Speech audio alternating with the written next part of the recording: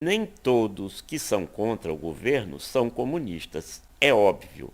Esse negócio de comunismo virou um chavão e é uma forma que a extrema-direita inventou para barrar qualquer avanço de políticas públicas em socorro aos mais pobres. Só que a extrema-direita poderia adotar estratégias mais honestas, como, por exemplo, fazer com que o capitalismo comece a corrigir os absurdos que comete e defende o tempo todo. Nessa guerra ideológica contra as chamadas esquerdas, cuja definição histórica também está deturpada, até grandes bancos e grandes redes de televisão, por mais direitistas que sejam, são chamadas de comunistas caso façam críticas a governos com claras manifestações e atitudes de simpatia extrema pelo totalitarismo.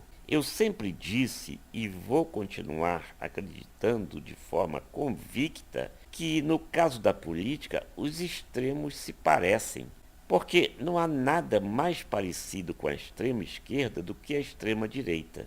Que ninguém se iluda, ambas matam, ambas perseguem adversários a ponto de matá-los impiedosamente. Muito raramente, a luta pelo poder tem como foco uma estratégia para o bem do povo, mas sim como forma de concentrar mais poder.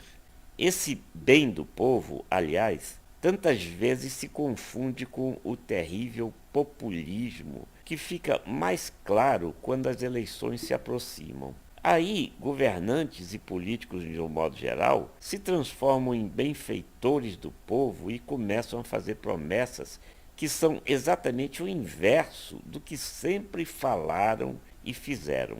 Junte-se a isso a completa ignorância política de amplos setores da sociedade diante da ganância irracional da alta burguesia em manter privilégios injustificáveis para se ter então um cenário desanimador em relação aos rumos de uma nação. Essa ignorância política não se restringe ao Brasil. O endeusamento de governantes ocorre em outros países, substituindo aquilo que deveria ser a preocupação da chamada grande massa, de sempre adotar uma posição de crítica e de vigilância em relação a quem está no poder. E principalmente em relação a pessoas e grupos que querem se perpetuar no poder. Eu coloquei nas anotações deste vídeo um link sobre um interessante vídeo que fala sobre o endeusamento de muitos russos à figura de Putin, que se perpetua no poder ao mesmo tempo em que recaem sobre ele seríssimas acusações de envenenamento e assassinato dos adversários que o criticam de forma severa, acusando-o inclusive de corrupção. Eu recomendo que assistam ao vídeo para terem a dimensão de o quanto a política é altamente perigosa quando se acredita que a população de um país é bem informada devido à facilidade de acesso à informação, esquecendo-se de que essa pretensa informação é tantas e tantas vezes manipuladora, com técnicas e estratégias cada vez mais sofisticadas de enganação. Muitos que no capitalismo reduzem a definição de adversários mediante o rótulo genericamente enganador de comunismo, ou não sabem o que é comunismo, ou participam dessa estratégia enganadora. Assistindo algumas vezes ao documentário diário da emissora estatal intitulado Brasil Visto de Cima, o único pensamento que me vem à cabeça é de o quanto o Brasil é um país imensamente rico e precioso que poderia ser comparado a um verdadeiro paraíso, não fossem, de outro lado, a violência e a miséria que se chocam com essa imagem de tanta riqueza pretensamente paradisíaca e que poderia ser realmente paradisíaca, não só pela sua natureza exuberante, tão impiedosamente destruída com tanta frequência, como também pela edificação de inúmeras cidades que se transformaram em monumentos ao longo da história, o Brasil poderia se orgulhar de ser o país melhor do mundo. No entanto, a pretexto de combater políticas de correção de gritantes injustiças sociais, A extrema-direita, na luta pelo abocanhamento do poder, costuma dizer que a direita nunca governou o país. Como assim? Então, tudo em que o país se transformou até agora, de extrema riqueza e beleza, foi obra da esquerda? Ou, pelo outro nome que chamam a esquerda, uma obra de comunistas? Então, estariam de parabéns os esquerdistas e os comunistas pela edificação de um país tão precioso ao longo de todos esses anos.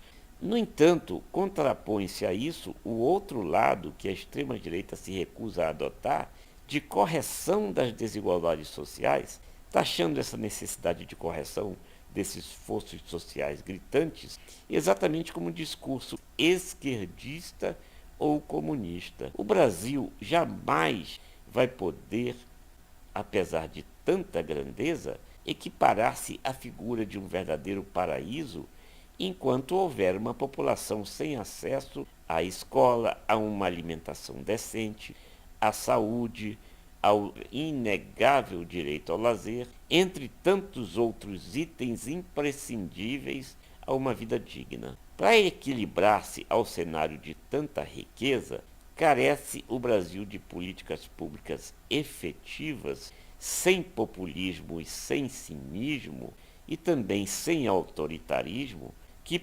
priorizem a correção de injustificáveis focos de injustiça social gritantemente avassaladoras. Mas é preciso deixar o cinismo, repetimos, de fora do espectro político. Diante da destruição da Amazônia, por exemplo, mediante queimadas e derrubada de árvores, revela-se uma verdadeira afronta querer se culpar os outros países pela importação de madeira. Vai aí a claríssima exploração desonesta da desinformação de grande parte da população. Não são os outros países que importam a madeira, mas sim empresas privadas que estão nesses países, funcionando nesses países, tendo em vista que a importação de madeira ilegal não é feita pelos respectivos governos dos países atacados de forma genérica e desonesta. E o que os totalitários, que se dizem capitalistas e contra a estatização, defendem? Que o Estado intervenha nessas empresas privadas que importam madeira ilegal? Não, a culpa não é desses governos, é nossa. E, mais uma vez, escancara a realidade. Um traço inconfundível do totalitarismo e do fascismo é sempre culpar os outros pelos seus próprios erros e incompetências.